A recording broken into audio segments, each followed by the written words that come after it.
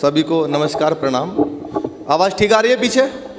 मुझे बताया कि 14 फरवरी का कवि हूँ, ऐसा बिल्कुल भी नहीं है सर। ये सब बहुत बड़े बड़े कवि हैं मंच के। मैं मंच का सबसे छोटा कवि हूँ, एकमात्र कुंवारा कवि हूँ इस मंच का। मेरा कविताओं में केवल इतना योगदान है जितना हमारी क्रिकेट टीम में अनुष्का शर्मा का।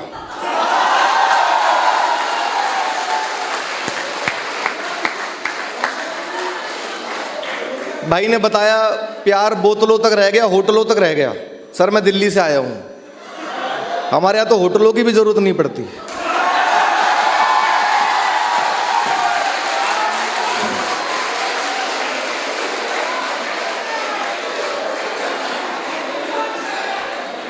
क्या हो गया? अच्छा दिल्ली वाले भी हैं क्या कुछ? सर बहुत टेंशन चल रही है हीरो जी, इतनी टेंशन चल रही है डॉक्टर साहब, पूरे देश में पूरी दुनिया में टेंशन है। महंगाई की टेंशन, राजनीति की टेंशन, आतंकवाद की टेंशन, प्यार प्रेम की टेंशन, पूरी दुनिया में टेंशन चल रही है। मैं आप सबको बताऊं, मैं दिल्ली से आया हूं। अलग अलग कोरोना की टेंशन, कोरोना में मैडम सबसे ज़्यादा टेंशन मुझे हुई क्योंकि अंग्रेजी बहुत आ गई। Sanitiser, vaccination, isolation, quarantine. अब आधे देश को अंग्रेजी नहीं आती। एक आदमी रोज मेरे घर घंटी बजाता है, बोला भाई साहब सैनिटाइजर दे दो। मैंने कहा मैं कहाँ से लाऊं? अगले दिन फिर घंटी बजाए, बोला सर सैनिटाइजर मिलेगा। मैंने कहा मैं कहाँ से लाऊं? अगले दिन फिर घंटी बजा दी, बोला भाई साहब सैनिटाइजर लेके जाऊंगा। मैंने कहा मैं कहाँ से लाऊं? बोला आपके घर के बाहर लिखा हुआ है सैनी। मैंने सैनी देख के सैनिटाइजर मांग लिया। अच्छा मैं चड्डा नहीं हूं।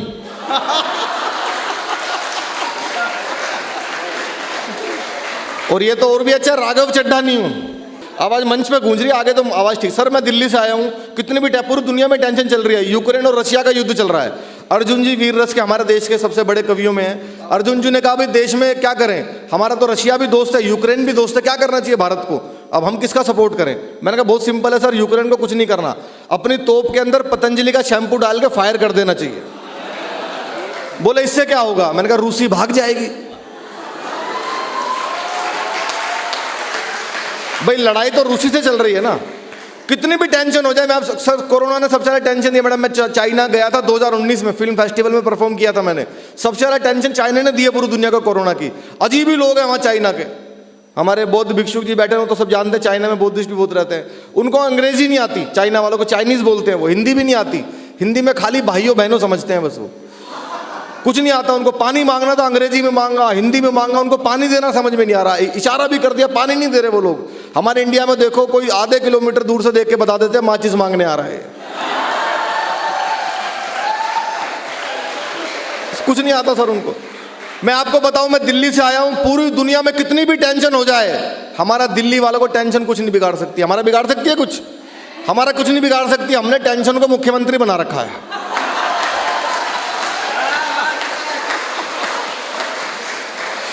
भाई साहब टेंशन ही है वो सुबह किस बात पर नाराज हो जाए उनके बच्चों को नहीं पता। उनका 7 साल से एक ही काम है, सुबह सुबह उठो, नहा धोके शीशे के सामने जाके डेली एक डायलॉग, एक बार दिल्ली पुलिस दे दो इसको ठीक कर दूंगा, एक बार दिल्ली पुलिस दे दो ठीक करके दिखा दूंगा इसको, एक बार दिल्ली पुलिस मुझे दे दो। मैंने कहा जी दिल्ली पुलिस भी यही कह रही है।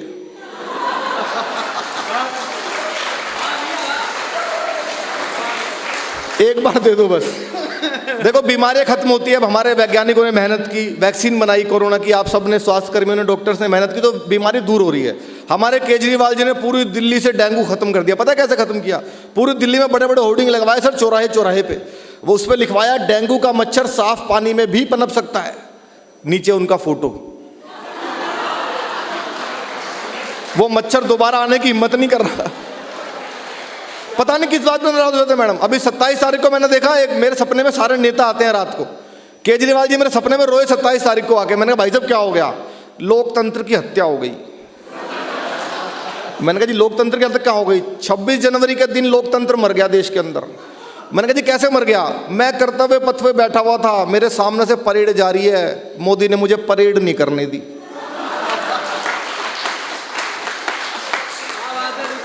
मैं दिल्ली का बेटा हूं, अगर मैं थोड़ा सा टैंक चला लेता तो क्या बिगड़ जाता? टैंक चलाना चाहता हूं। सर वो किसी भी बात पर नाराज हो जाते हैं। हमारे देश में सबसे ज़्यादा टेंशन नेताओं ने दी हुई है। आज आपने 4 कवियों को बुलाया, अच्छा कोई कवित्री नहीं बुलाई आपने। कवित्री होती है ना मैडम मंच पे, तो मैं तो ऐसा लगता हूँ जैसे सानिया मिर्जा के बगल में मलिंगा बैठा हो।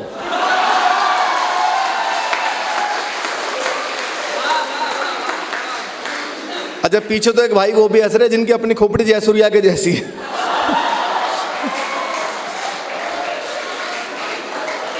टेंशन है, कोई टेंशन नहीं है, इतने मस्ती में आप लोग बैठे हैं, पीछे तक कुर्सियां बिछी हुई हैं, सोफे तो इसलिए लगवाने पड़े क्योंकि हीरो हितो जी को भी आना था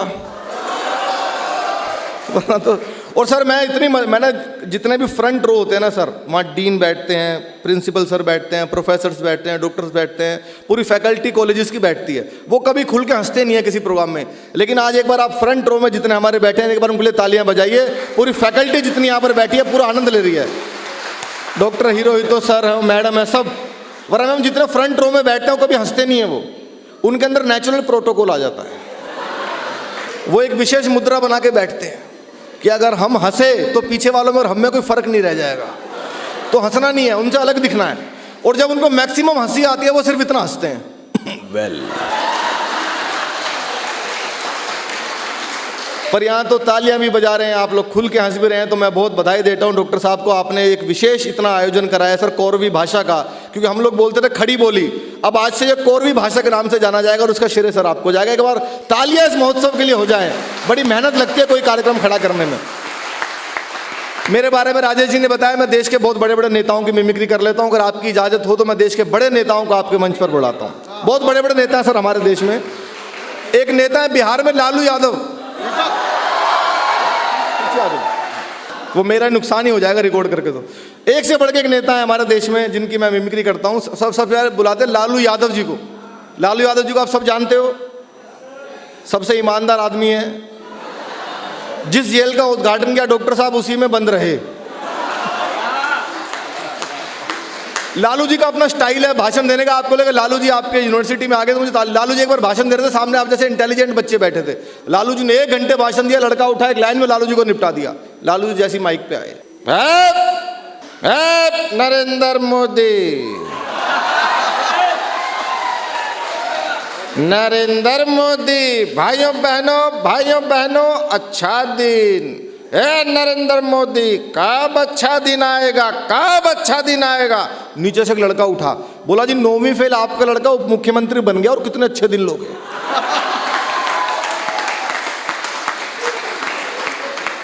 और कितने अच्छे दिन लोगे।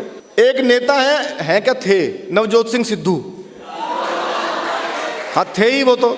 मैं लाफ्टर चैलेंज 3 में सबसे यंग पार्टिसिपेंट था। हम लोगों को माइक ले जाकर रखना होता तो सिद्धू जी को हंसना होता था, पर वो हमसे पहले ही शुरू हो जाते थे। और आपने सिद्धू जी का भाषण सुना है, एक बार अगर वो बोलना शुरू कर दें या तो भगवान रुकवा सकता है या इमरान रुकवा सकता है। एक नया लड़का है, उसने जैसे ले जाके माइक रखा, गुरु मैं कहता हूं तुझमें वो बात है, तू ही है जो सागर को नदी दशक को सदी बना देगा। माय डियर फ्रेंड तुझमें वो कला है, नदियां नाले गागर सागर बादल बादल। बंदा डर गया, बोला जी माफ करो मैं तो माइक टेस्ट करने आया था।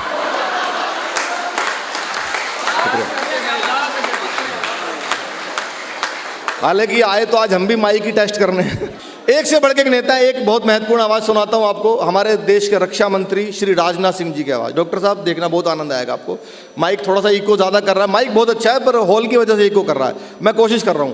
राजनाथ सिंह जी को आप सब जानते हैं, भारत के डिफेंस मिनिस्टर, रक्षा मंत्री हैं। वे अगर आते आपके इस शानदार कार्यक्रम में तो कैसे भाषण देते, पहले देखना सर जब वो लोकसभा में भाषण देते हैं। राजनाथ सिंह जी, अध्यक्ष महोदय,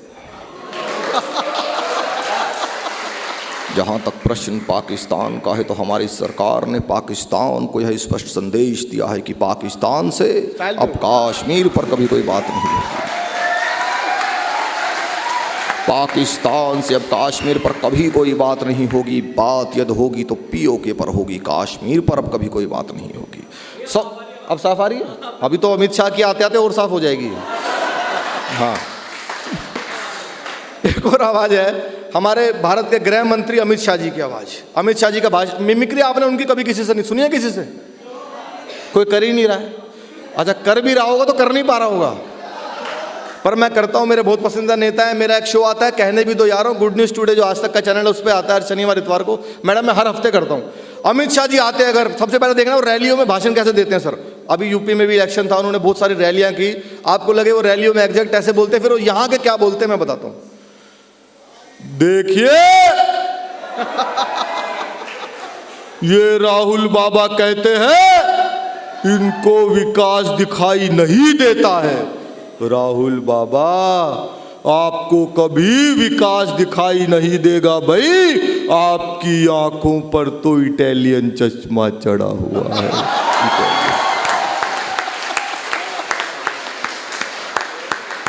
यदि अमित शाह जी यहां पे आते तो देखिए, ये सुभारती के अंदर शानदार कवि सम्मेलन चल रहा है भाई, तो मैं आपको बहुत शुभकामनाएं देता हूं और इतना ही कहना चाहता हूं, ये नीले कोट ध्यान से सुनो, ध्यान से सुनो। दादा आपका चश्मा बहुत अच्छा है, पर आप ध्यान से सुनो, सुनो आप। मैं आपको शुभकामनाएं देता हूं और इतना ही कहता हूं कि जो भी लोग तालियां नहीं बजाते हैं उसको हम देखेंगे।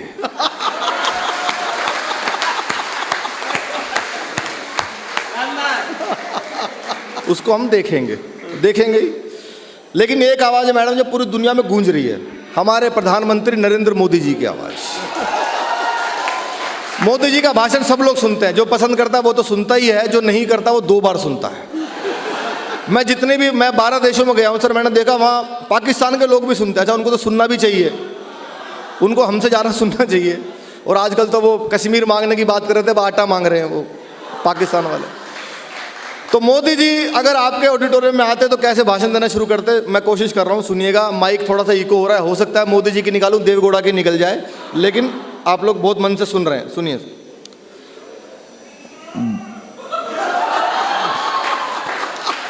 भाइयों बहनों, मेरे देश में और देश के उत्तम प्रदेश उत्तर प्रदेश में, उत्तर प्रदेश के सुभारती विश्वविद्यालय में यह कौरवी भाषा का शानदार कवि सम्मेलन चल रहा है। तो मैं मेरी और 135 करोड़ भारतीयों की तरफ से आपको शुभकामनाएं देता हूं। शानदार कार्यक्रम चल रहा है। दीपक सैनी कविता पढ़ रहे हैं। दीपक सैनी को बुलाना चाहिए कि नहीं बुलाना चाहिए? बुलाना चाहिए कि नहीं बुलाना चाहिए? बुलाना चाहिए कि नहीं बुलाना चाहिए? दीपक सैनी को बुलाना चाहिए, हर कार्यक्रम में बुलाना चाहिए और इतना मोटा लिफाफा भी देना चाहिए।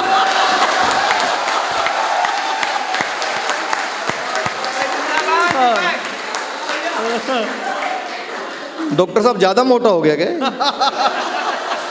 ये 10 की गड्डी है, टेंशन मत लो। अभी सर मोदी जी मेरे पिछले दिनों सपने में आए थे। आपने घटना सुनी होगी पिछले दिनों उत्तर प्रदेश की, यूपी, हरियाणा, दिल्ली की एक बहुत बड़ी घटना थी कि सारी महिलाओं को चोटियां काट के ले गया कोई। पता है ना मैम आपको, न्यूज में आया था चोटी कटवा गैंग। आज तक नहीं पता वो किसने काटी। कई तो रिपोर्टर्स की कट गई जो वहां रिपोर्टिंग करवाने गई, पर ये नहीं पता काटी किसने। मोदी जी मेरे सपने में आए, मैंने कहा भाई साहब सबकी चोटियां कट रही है, और हमारे मुख्यमंत्री केजरीवाल जी वो भी आए पीछे पीछे। दोनों से पूछा भाई साहब सबकी चोटियां कौन काट रहा, दोनों का रिएक्शन देखना। पहले मोदी जी ने भाषण देना शुरू किया। भाइयों बहनों, मेरे देश में कोई चोटी काट कर ले जा रहा है, कोई तो है जो चोटी काट कर ले जा रहा है, और ये हमारी माता बहनों को केशलेस बना रहा है।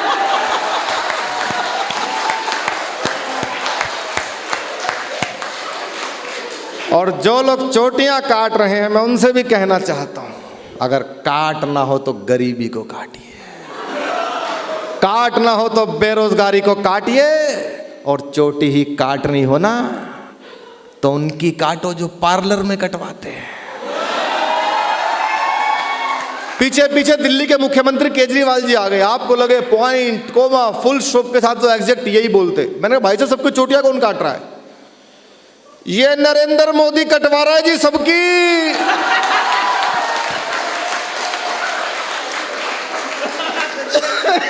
ये सारी चोटी नरेंद्र मोदी कटवा रहा है, देश में कोई नहीं कटवा रहा, इनके सारे मंत्री गंजे हैं।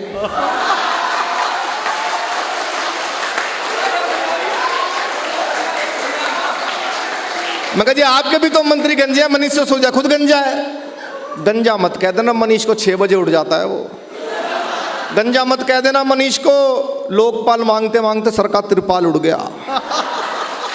सबका अपना अपना अंदाज है, बहुत सारे नेता हैं। एक और नेता सर याद आ गए मुझे, मिमिक्री के सबसे योग्य पात्र, उनकी ना करूं तो फिर पूरा होगा नहीं, यज्ञ में आहुति नहीं डलेगी पूरी। हमारे बड़े भाई श्री राहुल गांधी जी। दीपक पहले राकेश टिकैत की कर। हाँ, राकेश टिकैत की भी करता हूँ। हाँ देखो हमारे इस कुरु प्रदेश का वो बड़ा हीरो है। हाँ, वो एंड में करूँगा ना, उसका हीरो होना से। चाहिए, हाँ। उसकी होनी चाहिए। आपने राहुल गांधी का भाषण सुना होगा? सुना है? क्यों सुना है जी? नहीं सुना? सौभाग्यशाली हैं आप। हमारा किसी पार्टी से कोई लेना देना नहीं। राहुल गांधी जी की अभी यात्रा भी चली। राहुल जी अगर आते इस माइक पे कैसे भाषण देते सुनना सर, आपको लगे कि वो आ गए हो, तो वो बिल्कुल ऐसे ही बोलते हैं। यहाँ पे आके बधाई कैसे देते वो,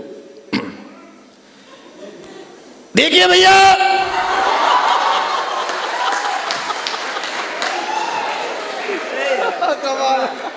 ये जो कविता है, ये जो पोइट्री है, ये जो कवि सम्मेलन है, सवाल ये है कि ये क्यों होता है। मैं आपको बताता हूं, ये गोदी मीडिया आपको कभी नहीं बताएगा भैया, मैं बताता हूं। हाउ इज इट पॉसिबल, ये कवि सम्मेलन क्यों होता है।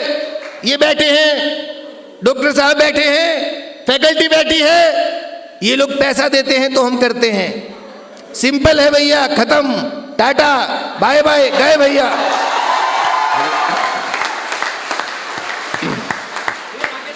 हाँ करता हूँ। राकेश टिकैत जी की भी करता हूँ, उससे पहले तो बहुत सारे निपटाऊंगा अभी। एक और मुझे याद आ गए, हमारे दिल्ली के सांसद भी हैं, मेरे मित्र भी हैं, मनोज तिवारी जी। मनोज तिवारी जी सर आते अगर यहाँ पे कैसे शुभकामनाएं देते। अरे भैया जानते हैं आप सब लोग, ये जो कवि सम्मेलन होता है ना, ये बड़ा ही पावन होता है, और अगर कवियों की कविताओं पर ताली नहीं ना कोई बजाता है तो छठी मैया पाप देती है। तो ऐसा झूम के ताली बजाना है कि कवियों को भी लगना चाहिए कि वो सिर्फ पैसों के लिए नहीं आए हैं, ऐसों के लिए आए हैं। एक बार बार पीछे से याद दिला रहे हैं भाई हमारे, एक मैंने मिमिक्री की थी जो 1.5 साल पहले बहुत वायरल हुई थी, राकेश टिकैत जी की आवाज़। हो सकता है आप में से कुछ लोगों ने सुनी हो सकता है कुछ लोगों ने ना सुनी हो। राकेश टिकैत जी को आप सब जानते हैं भाई साहब, मेरे सपने में आ गए राकेश टिकैत जी। मैंने अच्छा, जो पॉपुलर होता है वो मेरे सपने में जरूर आता है। मैंने अभी, हमारी टीम वर्ल्ड कप से बाहर हो गई थी, आपको पता होगा, हमारी टीम क्रिकेट वर्ल्ड कप से बाहर हो गई। टिकैत साहब मेरे सपने में आए। मैंने कहा टिकैत साहब ये बताओ, हमारी टीम वर्ल्ड कप से बाहर हो गई, क्या करोगे। अब देसी आदमी उसको क्या इलाज बताएगा देखना, क्योंकि उन्होंने इतना बड़ा आंदोलन किया देश का। मैंने टिकैत साहब क्या करना चाहिए, टीम वर्ल्ड कप से बाहर हो गई, आंदोलन होगा, आंदोलन होगा, आंदोलन पूरा करेंगे, आंदोलन अब की बार आंदोलन होगा। मैंने ये आंदोलन होगा, कहाँ होगा, ये करेंगे आईसीसी के गेट पे। मैंने कहा ये आईसीसी, हाँ, ये जो इंटरनेशनल कांग्रेस कमेटी जो क्रिकेट करवाती है, वहाँ करेंगे आंदोलन होगा, और मांग करेंगे, मांग। मैंने कहा जी क्या मांग करो, मांग करेंगे कि दोनों मैच जो हारे हैं दोबारा करवाओ, ये मैच दोबारा होंगे, ये दोनों मैच दोबारा करवाओ, और रन रेट का कानून बनेगा। इस टीम का रन रेट बढ़ गया, उस टीम का रन रेट गिर गया, कौन बढ़ाता है रन का रेट, ये रन का रेट कौन लेता है देश में, ये रन रेट का कानून बनेगा। और एक और समस्या है क्रिकेट में, अब आपको बड़ा मजा आएगा। एक और समस्या है क्रिकेट में, अंपायर उंगली उठा के आउट देता है, बैट्समैन ऐसे कर देता है, अंपायर किसी से बात करके नॉट आउट कर देता है। ये कौन है बीच में अंपायर से जिसकी बात होती है, ये उसकी जांच होगी कौन बात करता है अंपायर से। आंदोलन होगा, पिच पे बैठेंगे और विकेट के बजाय गन्ने गड़ेंगे मारे।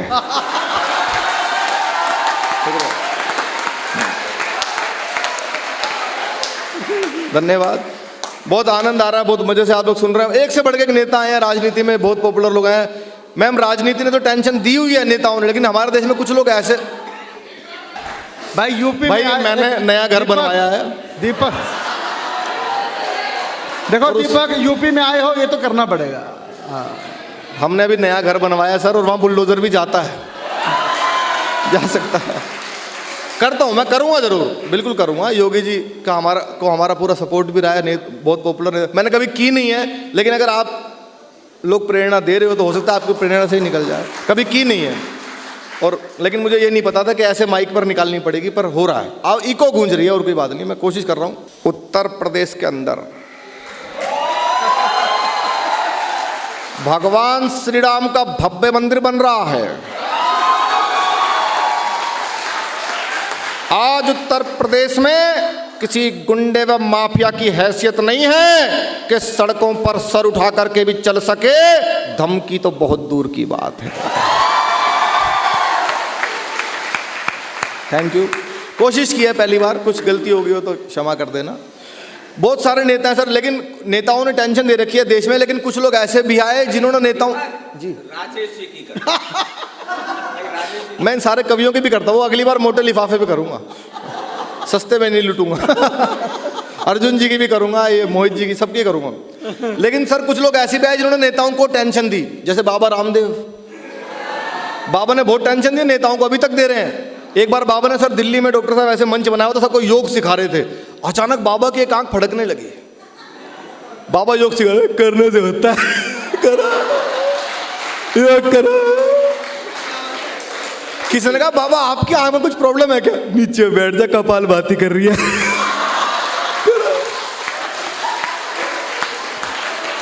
तभी बाबा के पास एक फोन आया, बोला देश के सारे नेता आएंगे, अपनी अपनी समस्याएं बताएंगे। बाबा ने कहा बुलाओ। सामने नेता, बाबा मंच पे। नेताओं ने कहा बाबा हमें भारत से करप्शन खत्म करना है, क्या करें बताओ? कुछ नहीं करना, पहले चटाई बिछाओ।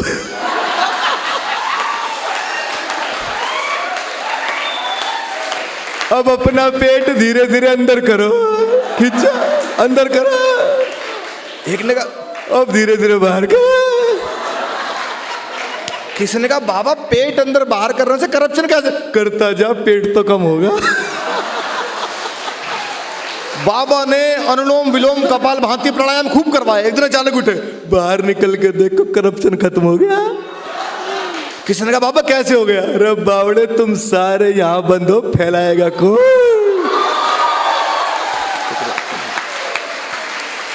बहुत बहुत शुक्रिया, बहुत मन से आप लोग आनंद। आइए मैं एक दो कविता आपको जरूर सुना के जाऊंगा, क्योंकि आपने कवि सम्मेलन के लिए बुलाया। दो कविताएं बहुत भरपूर मन से आपको सुनाऊंगा। बहुत सारे नेता सर, एक आध कविता सुनाऊंगा क्योंकि आपने कविताओं के लिए मुझे बुलाया है। सामने देश की युवा पीढ़ी बैठी है, हमारे भाई बैठे हैं, हमारी बहनें बैठी हैं, पूरी फैकल्टी बैठी है। बहुत आनंद से आप सुन रहे हैं। बहुत अच्छे विषय पर मोहित भाई ने कविता सुनाई जो युवाओं में सुनाई जानी चाहिए थी। एक ऐसे विषय पर मैं सुनाता हूँ आपको, जिस विषय पर आपने बहुत कम कविताएं सुनी होंगी, लेकिन मुझे लगता है यूथ के सामने वो सुनानी चाहिए। वो विषय है इलेक्ट्रॉनिक मीडिया। इलेक्ट्रॉनिक मीडिया पर आपने कभी किसी से व्यंग नहीं सुना होगा। मैं हर हफ्ते शो करता हूं और अभी होली पे लगातार आपको सारे चैनल्स पर दिखाई दूंगा। लेकिन कवि का काम वही होता है, जो दिखता है वो लिखता है। और कवि सम्मेलन की परंपरा तब से है जब इलेक्ट्रॉनिक मीडिया तो छोड़ दो, पहला अखबार भी दुनिया में छपा नहीं था, तब से कवि सम्मेलन, तब से कविता की और कवि सम्मेलन की परंपरा है। तो मैं एक कविता सुनाता हूँ कि हमारा इलेक्ट्रॉनिक मीडिया, एक कोई घटना घट जाए बस, उसके बाद इलेक्ट्रॉनिक मीडिया रगड़ता रहता है, अलग अलग चैनल्स उसको अलग तरीके से बेचते रहते हैं। तो इलेक्ट्रॉनिक मीडिया में अगर आपको लगे कि ऐसा होता है तो आपकी तालियां मुझे ऑक्सीजन देंगी, मैं ऐसी और कविताएं लिखूंगा। इसके बाद एक कविता सुनाऊं, दो कविताएं सुनाकर अपना स्थान लूंगा। पहली कविता सुनना सर इलेक्ट्रॉनिक मीडिया पर।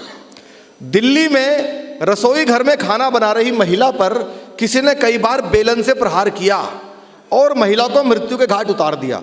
यह घटना है, अपराध है, कहीं भी हो सकता है, लेकिन चैनल वाले कैसे अपने अपने पैकेज में इसको बेच रहे हैं, इसका आप आनंद भी लेना और तालियों से आशीर्वाद भी देना। दिल्ली में रसोई घर में खाना बना रही महिला पर किसी ने कई बार बेलन से प्रहार किया और महिला को मृत्यु के घाट उतार दिया। पुलिस ने शव का पोस्टमार्टम शुरू कराया और मीडिया ने खबर का। वाह वाह वाह, एक लाइन की कविता है। पुलिस ने शव का पोस्टमार्टम शुरू कराया और मीडिया ने खबर का। पहले चैनल पर खबर थी, क्या एक अदना सा बेलन किसी की जान ले सकता है? क्या प्रभु छोटे से बेलन में इतनी शक्ति दे सकता है? हमारे विशेष संवाददाता इसकी तह तक जाएंगे और बेलन की सही शक्ति का पता लगाने के लिए कैमरामैन के सर पे आजमाएंगे। दूसरे चैनल पर एक रिपोर्टर खाली जमीन दिखाते हुए बोला, गौर से देखिए इस जमीन को, ये कोई मामूली जमीन नहीं है उस महिला की मौत की जड़ यही है। 500 साल पहले यहां था एक पेड़ जिसका बेहद मोटा तना था। जी हां, उसी तने की लकड़ी से वो खूनी बेलन बना था। खूनी बेलन बना था। तीसरे चैनल पर खबर थी नमस्कार। आज का मुख्य सवाल इस प्रकार है, जिस बेलन से महिला की मौत हुई वो किस लकड़ी से बना था? ए नीम, बी शीशम, या सी कोई और? अपना मोबाइल फोन उठाकर उसके मैसेज बॉक्स में जाकर टाइप कीजिए BELAN और भेज दीजिए 000 पर। और अपनी प्रस्तुति का, अपनी परफॉर्मेंस का अभी तक का सबसे बारीक व्यंग आप सबकी अदालत में रखता हूं। आपको समझ में आ जाए तो मुझे आशीर्वाद देना। चौथे चैनल पर खबर थी नमस्कार। आज हमारे साथ मृतक महिला के पति सुधीर हैं, जो इस वक्त बेहद गंभीर हैं। सुधीर, जैसा कि हमें पता चला है कि आप दफ्तर से जल्दी आने वाले थे, अपनी पत्नी के हाथ से बने पकौड़े खाने वाले थे। दर्शक आपसे जानना चाहते हैं आपको ज्यादा किस चीज का दुख है? दर्शक आपसे जानना चाहते हैं आपको ज्यादा किस चीज का दुख है, पत्नी के मर जाने का या पकौड़े ना खा पाने का? इतना सुनकर सुधीर रो दिए। रिपोर्टर फिर बोला, सर थोड़ी देर अपना गम दबा लीजिए, मन को मत मारिए, पकौड़े बाहर से मंगा लीजिए। बस इससे ज्यादा मैं नहीं देख पाया इलेक्ट्रॉनिक मीडिया का द्वंद्व। तुरंत अपना टेलीविजन किया बंद और विचार किया कि सबसे अलग दिखने की चाह में ये झूठ के पालने में इतना झूल गए कि ज्यादातर मीडिया चैनल तो सत्य दिखाना ही भूल गए। ये इधर उधर से उल जुल खबरें सहेजते हैं, फिर उसे मन चाहे दाम पर बेचते हैं। हकीकत तो यह है दोस्तों, सबसे तेज होने का दावा करने वाले ये चैनल्स धीरे से ही सही पर सत्य सत्य और केवल सत्य दिखाएंगे तो हमारे देश में हत्यारे, चोर, अपराधी, भ्रष्टाचारी, बलात्कारी शायद नहीं पनप पाएंगे। शायद। एक मिनट हो गया। अब मैं चार पंक्तियां दो चार पंक्तियां आपको सुनाता हूं, 2 छंद सुनाता हूं आपको, बहुत जरूरी छंद है, उसके बाद मैं अपना स्थान लूंगा। पहला छंद मैं सुनाता हूं राष्ट्रीय मुद्दे पर, दूसरा छंद मैं सुनाता हूं जो मुझे युवाओं को सुनाना चाहिए। सर, एक घटना घटी पिछले दिनों, धारा 370 कश्मीर से हटाई गई, आप सब जानते हैं। लोगों ने बहुत लंबा उस पर लिखा था, कश्मीर फाइल्स मूवी भी आ गई, लोग मूवी देख के बहुत रोए। युवा पीढ़ी को जो अभी 20-25 साल की जिनकी उम्र है, जिन्होंने इतिहास पढ़ाई नहीं, उनको पता ही नहीं था कि हुआ क्या था। तो मैं आपकी अदालत में 4 पंक्तियां रखता हूं, चौथी पंक्ति में आपको कश्मीर और धारा 370 का पूरा इतिहास समझ में आ जाए तो पीछे तक एक भी हाथ खामोश ना रहे। उसके बाद एक छंद और सुनाऊंगा। बिल्कुल पूरा इतिहास है, शंकराचार्य जी से लेकर उमर अब्दुल्ला तक का कश्मीर का, और आज़ादी के बाद से धारा 370 का पूरा इतिहास रखता हूं आपके चरणों में। देश तो आज़ाद हुआ और जिंदाबाद हुआ, जलता रहा तिरंगा कश्मीरी लैंड में। आपको एक एक पंक्ति में सच्चाई लगे तो चौथी पंक्तियों पर मुझे आशीर्वाद चाहिए। देश तो आजाद हुआ और जिंदाबाद हुआ, जलता रहा तिरंगा कश्मीरी लैंड में। भारत हो मुर्दाबाद और पाक जिंदाबाद, यही धुन बजती घाटी के हर बैंड में। जन विश्वास जगा, भावी इतिहास जगा, और देश सौंप दिया मोदी जी के हैंड में, और देश सौंप दिया मोदी जी के हैंड में। 70 बरस से कलंक थी जो धारा वह, मोदी ने उखाड़ फेंकी 70 सेकंड में।